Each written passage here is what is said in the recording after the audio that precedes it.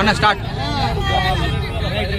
ఈరోజు నిజామాబాద్ నగరపాలక సంస్థ కార్యాలయం ముందు ఏఐటీసీ ఆధ్వర్యంలో కార్మికుల అపరిష్కృతంగా ఉన్నటువంటి సమస్యలు పరిష్కరించాలని ధర్నా నిర్వహిస్తా ఉన్నాం. ప్రధానంగా ఇవాళ కార్మికులకు హక్కుగా రావాల్సినటువంటి బట్టలు, చెప్పులు, సబ్బులు, నూనెలు ప్రతి సంవత్సరం ఇవ్వాల్సినటువంటి అవసరం ఉన్నది. కానీ దాదాపు 2.5-3 సంవత్సరాలుగా నిజామాబాద్ కార్పొరేషన్లో ఇస్తున్నటువంటి పరిస్థితి లేదు. అదే రకంగా ఇవాళ కార్మికుల మీద అనేక రకాలైనటువంటి వేధింపులు చేస్తూ ఉన్నారు.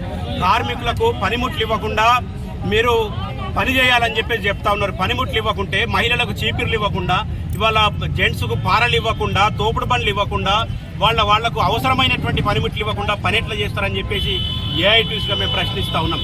అదే రకంగా ఇవాళ కాంట్రాక్ట్ అవుట్సోర్సింగ్ కార్మికులకు సంబంధించి రేవంత్ రెడ్డి గారు రాష్ట్ర ప్రభుత్వం 1వ తేదీన వేతనాలు ఇస్తామని చెప్పేసి చెప్తా ఉన్నారు.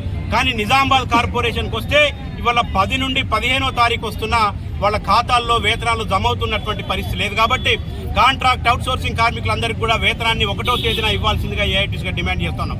దాంతోపాటు ఇవాళ గతంలో పీఆర్సీ పెరిగినప్పుడు ఈ రాష్ట్రంలో కార్మికుల వేతనాలు పెరిగిన సందర్భంలో నిజామాబాద్ కార్మికులకు కూడా వేతనాలు పెరిగినాయి. కానీ ఈ ప్రభుత్వం ఈ నెలలో కొత్త జీవో ఇవ్వటం జరిగింది.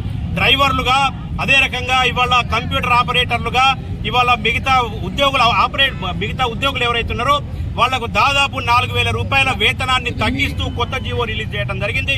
ఆ జీవోను వెంటనే ఉపసంహరించుకొని ఆ కార్మికులందరి వేతనాన్ని కూడా జీవో 60 ప్రకారం వెంటనే పునరుద్ధరించాల్సిందిగా మేము ఏఐటీ